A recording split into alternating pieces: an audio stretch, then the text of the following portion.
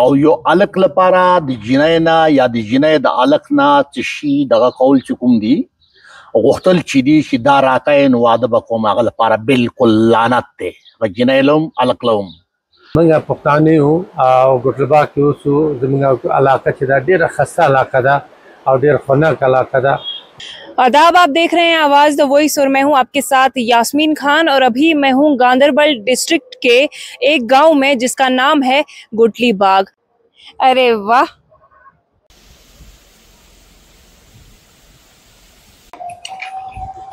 क्या कर रहे हो?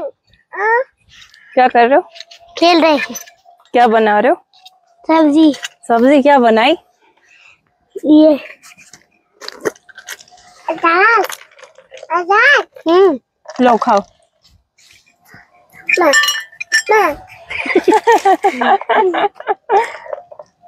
लो, दूसरे दोनों हाथ ऐसे रखो. ले लो. क्या? चना चना चना. लो लो लो. इसने सारा ही खाया. लो आप. अब ये जो गांव है कश्मीर में बहुत फेमस है क्योंकि इस गांव की जो पॉपुलेशन है ऑलमोस्ट 90% पश्तू है, यानी कि वो पश्तू में बात करते हैं, इसलिए उनको पश्तू कहा जाता है. दाई दहेज वर्कोल बिदत थे او یو الک لپاره د جنۍ نه یا د جنۍ د الک نه څه شي دغه کول چې کوم دي غوښتل چې دي چې دا راکای نو واده به کوم هغه لپاره بالکل لعنت دی و جنۍ لهم الک لهم. مذهب یو صاف دغه دی، روشن دغه دی، حقیقت دی.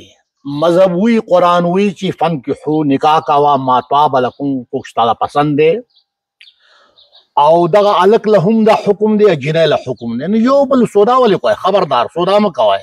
د الله په نظام کې الله د رسول الله صلی الله علیه وسلم چې کوم دي په خوږ مینې سره رشته کوئ بغیر یو بل نه.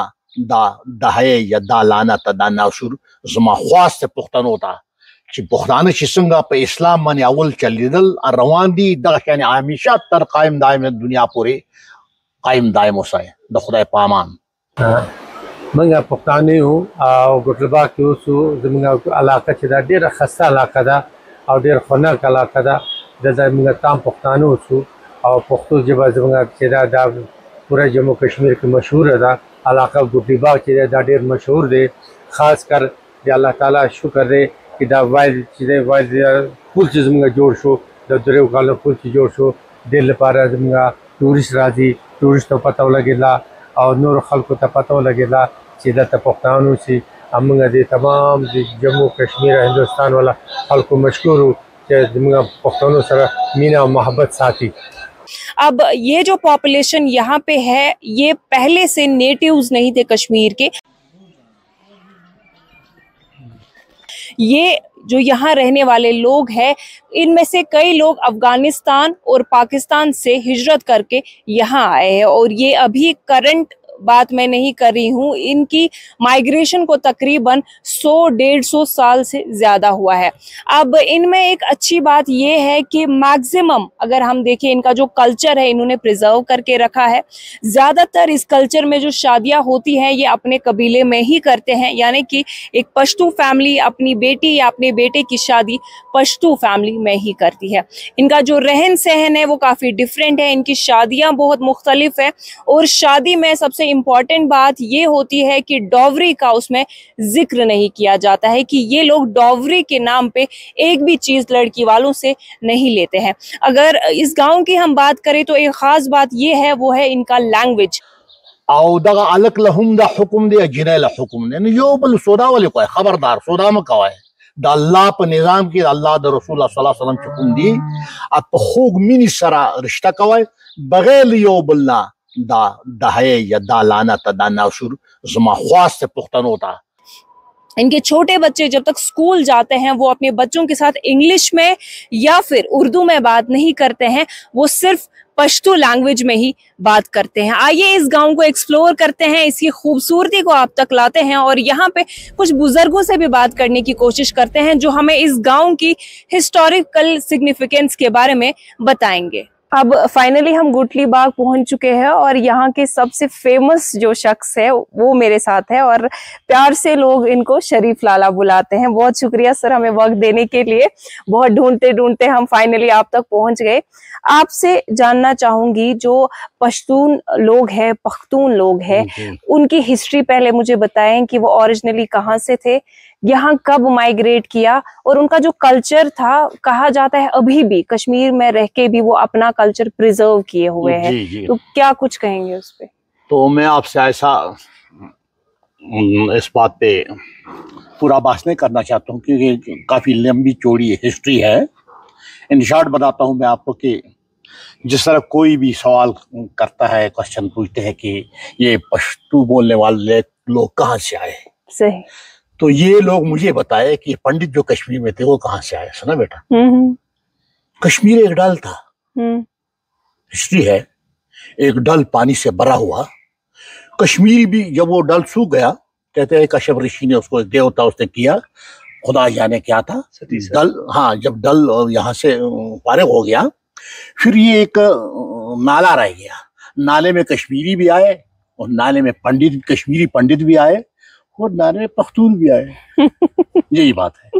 अब किसी को इसका पता ही नहीं है। मैं आपको बिल्कुल अपने तजुर्बे से कहता हूँ कि पख्तून हमारे इंडिया में हर एक स्टेट में है। पहले आप लीजिए हमारे राजस्थान इंडिया का, पख्तून वहाँ है। वो लोग बताइए पख्तून कहाँ से आए? कश्मीर पे किया है क्या, ये कहाँ से है? सही। ये कंवल के फूल नहीं थे उग गए कश्मीर में, ये किसी जगह से आए हैं।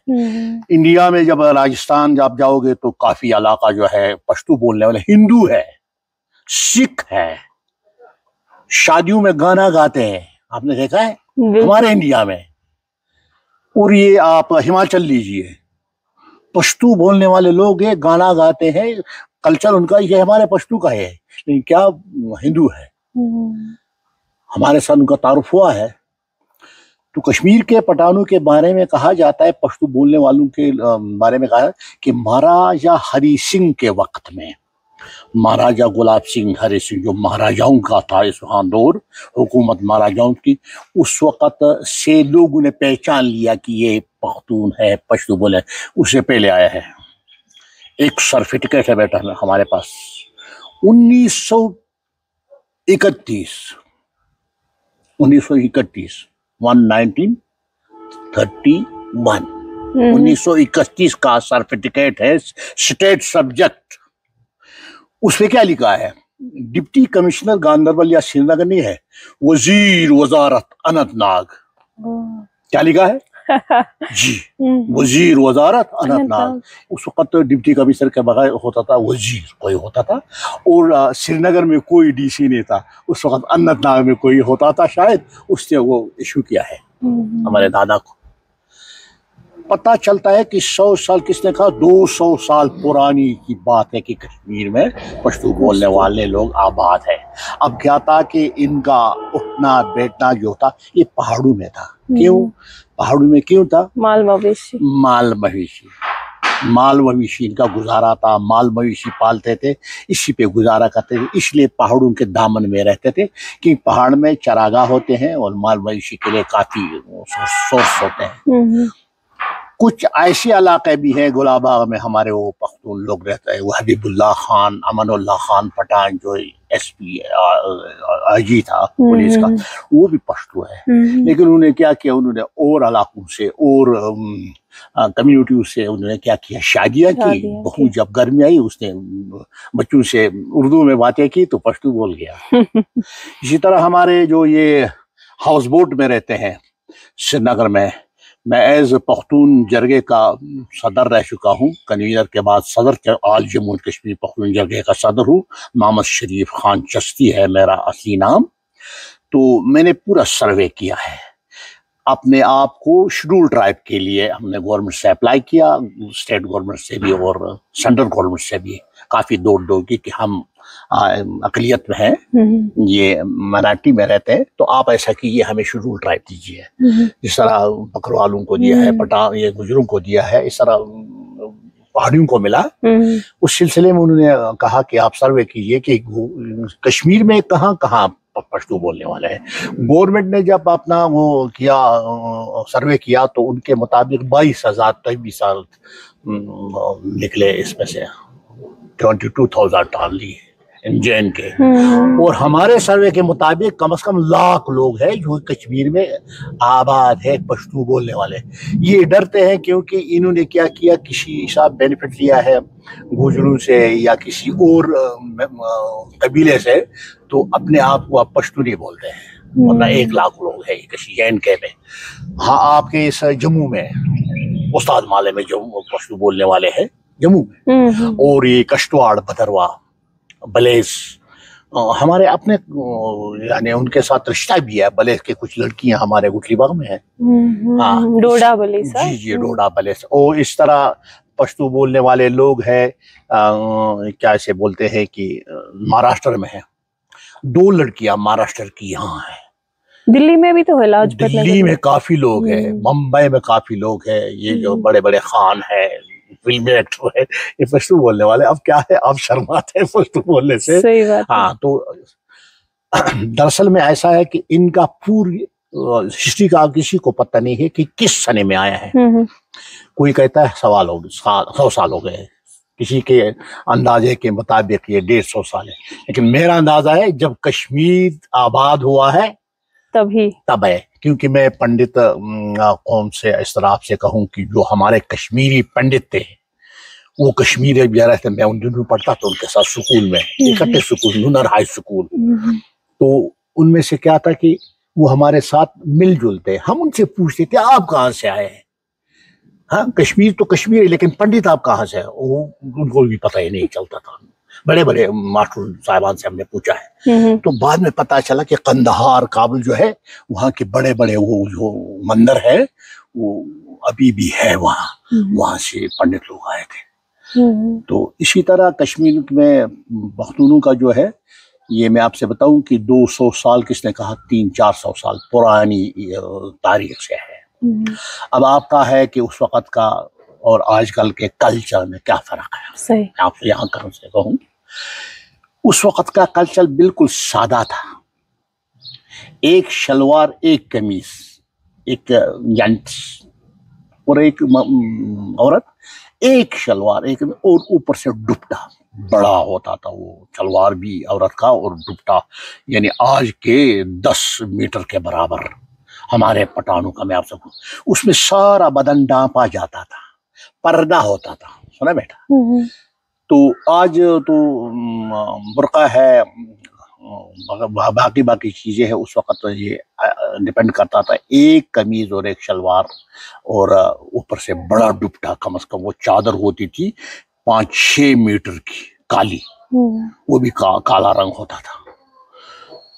आज के ज़माने में क्या है कि आप, ये मेरी पोती आपके सामने खड़ी है, या किसी को भी आप यहाँ फिलते जलते आप देखोगे, जिस तरह आप है आज किस तरह है, बिल्कुल फर्क नहीं लगता है कि ये पश्तो है या ये कश्मीरी है। वक़्त के साथ साथ सब हालात बदल गए हैं। वक़्त के साथ साथ हमने क्या किया, हमारे पठान लोगों ने, हमारे पश्तो बोलने वालों ने कश्मीरी लड़कियों के साथ शादी किया। हमारे लड़कियों ने कश्मीरी लड़कों को चुना, मोहब्बत से शादी उनके साथ किया। बहुत लड़कियां जो कि कश्मीर में है, पश्तो बोलने वाले पठान लड़कियां, और वो लड़कियां भी हमारे घरों में हमारी बहू बन गई है जो कश्मीरी है। इसी तरह गुजरों के साथ भी हमारा हो गया है रिश्ते में। और जिस तरह बकरवाल से अभी नहीं हुआ है, गुजर और पहाड़ियों के साथ हुआ है। बकरवाल तो आता जाता लोग है, तो उनके साथ अभी नहीं हुआ है। लेकिन जो भी मिसाल के तौर कश्मीर में रह गए हैं, उन साथ के साथ रिश्ता हो गया, इन आपस में शुरू शकर है। खासकर जो हमारे नजदीक में रहने वाले बाबा वाइल के कश्मीरी लोग हैं, ज्यादा अक्सरियत हमारे कश्मीर में जो है वो गुठलीबाग में है पश्तूनों की। जिन्हें आपसे मैं कहा, मैंने इसका रिसर्च किया है कि सारे कश्मीर, जम्मू कश्मीर में घूमा हूँ, और एक फोरम हमने बना था पख्तून, ऑल जम्मू कश्मीर पख्तून जरगा, तो उसके डॉक्यूमेंट मेरे पास है, NOC उसकी आई थी, हमारे बहुत कुछ उस पर हमने काम किया, अभी भी चलता है वो।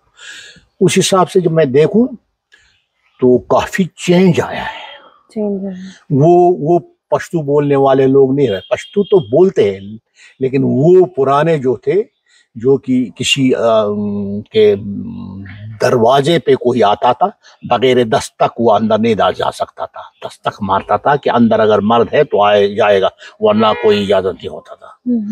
आज तो पठान घर में नहीं है, कोई आया दस्तक दे, उसे कहे आओ चाय पी लो, पानी पी लो, ये है घर में नहीं है, फिर आएगा।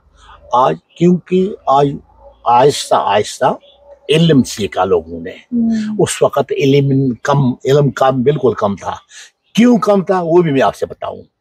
मैं नूनर हाई स्कूल में पढ़ता, सुबह सवेरे चाय एक प्याली यहाँ से प्याला पीकर यहाँ से मैं पैदल, हम काफी बच्चे जाते थे पैदल नूनर हाई स्कूल, 6 किलोमीटर का सफर, 5 किलोमीटर सुबह और शाम पैदल, कोई गाड़ी नहीं था। तो एक लड़की कहाँ जा सकती थी स्कूल, हाँ। और जबकि आहिस्ता आहिस्ता आहिस्ता फिर गवर्नमेंट ने भी बहुत अहम काम किया, गवर्नमेंट की तरफ से, चाहे वो सेंट्रल गवर्नमेंट है, चाहे वो यहाँ हमारी अपनी गवर्नमेंट थी, JNK की गवर्नमेंट। तो उन्होंने क्या किया कि हर एक गांव में प्राइमरी स्कूल बना है। ये गवर्नमेंट की तरफ से एक हमारे लिए बहुत अहम कारनामा था। हर एक गांव में स्कूल बनाए, हर एक गांव में अस्पताल बनाए। अब लड़कियों ने क्या किया कि हमें अब स्कूल नजदीक है, क्यों ना हम पढ़े। अब हमारी ये जो पश्तू बोलने वाली लड़की है वो लेक्चरर है जी, अच्छे अच्छे ओहदों पे है, मास्टरानी है, लेक्चरर है, कम से कम बैंक में काम करती है, काफी आगे जा गई थी। पहले का जो पश्तू बोलने वाली लड़की थी उसको इस जीरो का नहीं था कि उस बेचारी ने पढ़ा नहीं था। और पढ़ने का लोग कहते हैं नहीं उस वक्त पढ़ाते थे लोग, लेकिन नहीं, मुझे बताओ, मैं जाता था, मैं थक के आता था, हमारे साथ कम से कम 50 वो मेरे जो क्लास फेलो थे। एक लड़की कहाँ से जा सकती थी यहाँ से पैदल? सही बात है, सोचने की बात है। 5-6 किलोमीटर सुबह नाटा जोक, शाम सुबह शाम एक लड़की के लिए मुश्किल होता है। सही। आपसे मैं जानना चाहूंगी, जब पठानों में शादी होती है ना, तो क्या जैसे दहेज वगैरह दिया जाता है, तो क्या आपकी कम्युनिटी में भी दिया जाता है या लिया जाता है लड़की वालों से? हमारी कम्युनिटी में अल्लाह का फजल है, खुदा का फजल है कि वो दहेज का जो जहर है, वो कैसा नासूर जो है, वो आज तक अभी नहीं है। अब किसी जगह हम सुनते हैं कि दिया है, लेकिन ओपन में नहीं दे सकता है। चोरी चोरी अगर दिया, जहेज को हम एक लानत और बिदअत समझते हैं। और यहाँ तक मेरी सोच है, अगर वो पश्तू बोलने वाला पठान होगा, वो कभी भी दहेज का मामला नहीं करेगा किसी से, किसी लड़के से नहीं कहेगा कि आप इतना दे दो, या लड़की को नहीं कहेगा मैं तुम्हारी लड़की से तब शादी करूंगा जब ये नहीं गाड़ी नहीं मिलेगी। फिर ये पठान के लिए एक क्या शर्म की बात है। तो हम बाकी मानदा कौमों से बिल्कुल अच्छे हैं। शादी में हमारा जो रिवाज है ये बिल्कुल सादा है। और अल्हम्दुलिल्लाह हमारी लड़कियां जो है तो वो बगैर ही बेदरेक किसी जगह से शादी अपने चॉइस के मुताबिक करती है। उसके लिए कोई डिमांड नहीं है वहां से। पूरे कश्मीर में आप जाओ, कोई आपको पश्तू लड़का नहीं कहे कि मैंने कि लड़की से कहा कि आपको ये देना है दहेज में, नहीं, कुछ नहीं। आजकल तो हमारे कौम में, इस कौम में ऐसी शादियां भी होती है कि मस्जिद में जाते हैं, मौलाना साहब को, मुफ्ती साहब को बुलाते हैं, 2 गवाह जाते हैं, लड़की की तरफ से लड़के की तरफ से, और खुजूर लेकर सारे हिसाब से हम क्या निकाह मानते हो शादी के। फिर वलीमा जो है, वलीमा भी हुदूद पे है। कुछ अपने दोस्त यारों को बुलाए, थोड़ा करे, पहले फलाने को बुलाए, सारे गाँव को, ये फलाना, ऐसा नहीं है। तो ऐसा ऐसा लोगों ने क्या किया कि इस पे कंट्रोल हासिल किया, अल्हम्दुलिल्लाह। बाकी मानदा कौमों से कंट्रोल है। इधर हमारे कश्मीर में, कश्मीरी जो बावाइल में एक कौम है, शाह कौम है, उनका हाँ जो रिवाज है शादी के बारे में हमसे भी बहुत अच्छा है।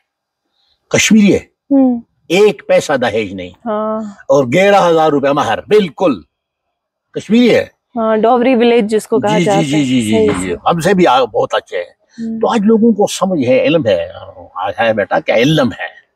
पैल मशमाती वाबत दुआ कि बेल मंदतवा खुदा राशना।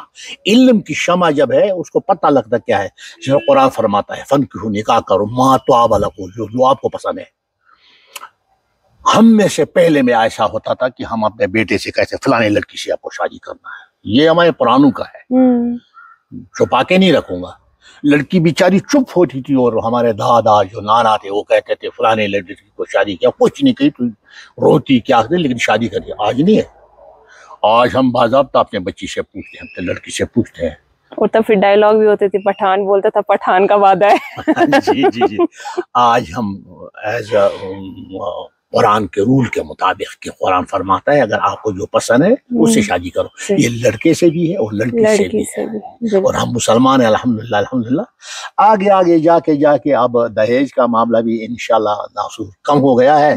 और आगे जाकर मैं समझता हूँ कि हम तो पठान और पश्तो तो छोड़ो, कश्मीर में और कश्मीरी जो लोग उन्हों में अच्छे उनमें भी अच्छे जवान आए। नौ जनरेशन जो आया है उन्होंने सोचा है कि ये नासूर है, बिदत है, इतना फजूल खर्चा करना या ये मांगना दहेज।